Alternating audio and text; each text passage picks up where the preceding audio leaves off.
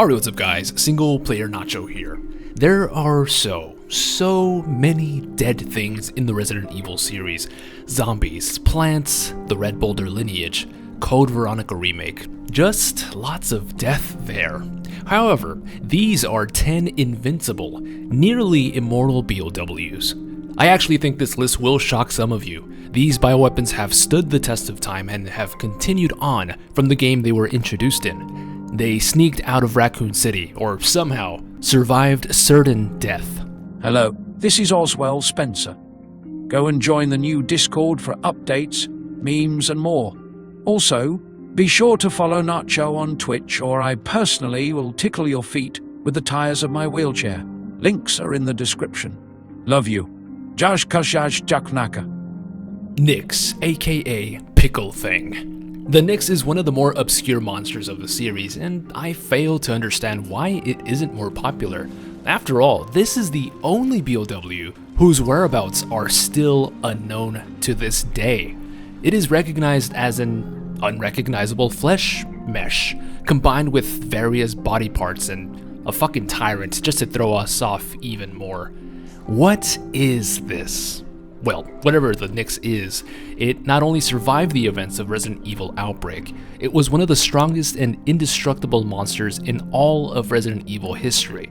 It's easy to assume that the Nyx may have been kept in containment this entire time, becoming the scientific building block for other B.O.Ws. That's right, every B.O.W. comes from a goddamn flesh pickle. Lisa Trevor, aka Mommy, Daddy, entire generation issues. Welcome back, Lisa, to yet another one of the top 10 lists. Seriously, I don't think anyone has taken more awards than Lisa Trevor, on my channel at least. Here, she wins a spot due to the insane amount of viruses that poor little Lisa was implanted with for decades upon decades, to become an invincible force of tragedy. This chick has, like, the thickest blood in the universe. Her blood cells have blood cells. And outside of Resident Evil 1, in which her bittersweet demise seemed conclusive, she did appear in the Wii spin-off Umbrella Chronicles, so no one really has a definitive answer for Lisa's current whereabouts. Could she have survived the mansion's explosion? After what she's been through, I wouldn't be surprised. Cerberus, aka Survivorus. That's dumb. The first surprise on the list, and this is no mistake, the zombie dogs are in fact some of the most resilient B.O.W. breeds in the entire series. For one, take this into account. The Cerberus originated in the Arklay labs. They then infested the Arklay forest, ended up in the Raccoon City outbreak, and somehow, even after the massive bombing of Raccoon City, continued being developed long after. The Cerberus would become the baseline for other canine-like creatures, the Fenrir in Revelations 1, the Orthrus in Revelations 2.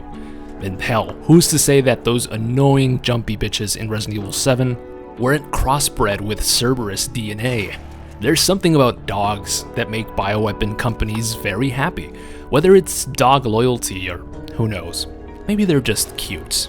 Leotia, aka House of 1,000 Tits. Some of you may not recognize the Leotia, but it is in fact a grotesque monster found within Resident Evil 6. I also cannot for the life of me pronounce its name correctly. It actually says Lepotitsa on its official render. That's a little on the nose there. The Lepotitsa's sole purpose, why it was created, was to infect as many people as possible with the C virus as fast as possible. It's essentially a breeding ground, mother figure for C virus zombies. Outside of the fact that it does its job pretty well, get this, the Lepotitsa will continue infecting people even after it has been destroyed. You're looking at a nearly immortal zombie mummy that will literally stop at nothing to infect people, not even at death. That's pretty insane. House, aka Bathwater Enjoyer. I've covered dozens upon dozens of B.O.Ws on my channel, and for whatever reason, I still cannot fathom that the house is even real, within the series at least. A giant, ever-expanding water beast that was housed in this insanely expensive underwater facility. Yes, the house was ultimately destroyed, thank goodness, and it was seen as a failure by its creator. but the very idea of House, if it was successful, would have been incredibly impossible to defeat. Look at Neptune, this dumb shark. I placed it in my 10 failed B.O.Ws, but one comment really had me thinking. The fact that any monster that lurks in our water supply could potentially infect every single soul on our planet simply by being in it is something we have to take into account. The house could have been our absolute doom, and it would have just kept growing and growing. I'm just glad we didn't have to drink this thing's bathwater. No thanks. Plant 42, aka Plant 4220. Unlike 420, this is not a chill plant at all. This is as if a Venus flytrap grew up to 2 floors and has the munchies for humans. I know what you're thinking. Just burn this bitch alive, and it's not so invincible at all.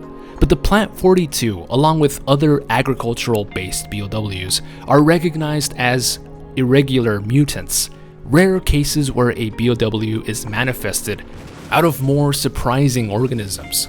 Plant 42 is found in Resident Evil 1 and destroyed in Resident Evil 1, but some way, somehow, this little grass fiend managed to survive long enough to go on to influence the big bad in the events of Resident Evil Darkside Chronicles. Talk about growth. Whether it's easier to experiment on plants or because their biological properties are more replicable, I don't know. One thing's for sure, it's strong in its own right. Neo Umbrella, aka Insect Boys. Zombies are scary enough, but undead Umbrella fanboys with guns? Oh hell no. While the enemies themselves aren't anything to write home about, we're looking at a modernist take on B.O.Ws, one that could prove insanely invincible. At the end of Resident Evil Village, we're given a strange reveal that soldiers are being experimented on to become bioweapons. Undead soldiers. Imagine an army of soldiers that have zero fear of death on the battlefield. Yeah, that's some next level shit that I wouldn't want to see. Neo Umbrella Javo are the most formal reveal we've had of this next generation zombie type, and they seem largely insect based with some pretty cool designs.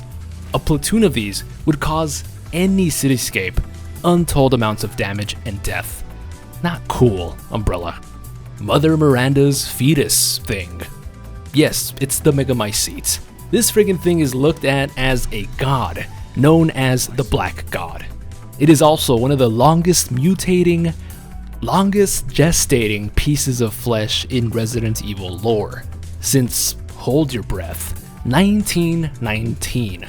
Resident Evil Village takes place in 2021. That's over a century that this thing influenced every single messed up creation, monster, bioweapon, Ramon Salazar, just everything. Every road leads back to this, and it is quite powerful, seeing as it gave each of the houses in Village their powers. The Megamycete may just be the most invincible fetus in the universe. It's insane. Las Plagas, aka... I love Spanish. Spanish parasites that have survived eons under a castle, not so much. These dusty-ass pasta noodles are ancient by the time we stumble across them in RE4, and in the remake, even more history has been attached to Las Plagas. There was an all-out medieval war between royal families in order to stop these things and their beloved cult, Los Illuminados, from taking over an entire kingdom. These things are so resilient. They weren't even destroyed. I mean, in those times, they probably didn't have the technology to do so. So they just locked Las Plagas underneath the Salazar castle. Decades later, the parasites came back to haunt and kill everyone, essentially. There are obviously many strong viruses and diseases in the RE universe, but Las Plagas, that's one strong-ass spider pasta noodle. Jack Baker, aka Mr. 9 Lives. Jack Baker is one of my favorite Resident Evil villains. His dialogue is insane, unforced, and hilarious. This damn hillbilly also managed to die and return a shocking amount of times, at least like 5 or 6. Since his introduction in the main Baker Hall, where you can legitimately kill this fool over and over, he was burned alive, exploded. He shot himself in the head just to show off. became chainsaw food, transformed into a demonic, gigantic beast that walks on all fours. And you think this would be his final form, but as we all know, he'd sneak into the End of Zoe DLC, having yet another molded boss design. This man's prevalence is to be studied for generations. Cause what the fuck? Die already, Jack. Well, thank you so much for checking out this video. If you haven't already, check out the Discord. It's brand new. Link is in the description. Post your memes. Post stuff that, you know, your creations. Like this thing here, Esteban Chambers. I made this, and I want you to be as good as what I've created. So please share your stuff on there. Follow up on Twitch. I'm streaming there a lot more. We're gonna actually do a Resident Evil stream tomorrow after this video is uploaded, so check that out. Which one of these B.O.Ws do you think is the most invincible, and how would you kill it? Let me know in the comments down below. That's a great question. I gotta give myself credit sometimes for these questions, man. I do. Don't forget to like and subscribe if you haven't already, and as always, stay single.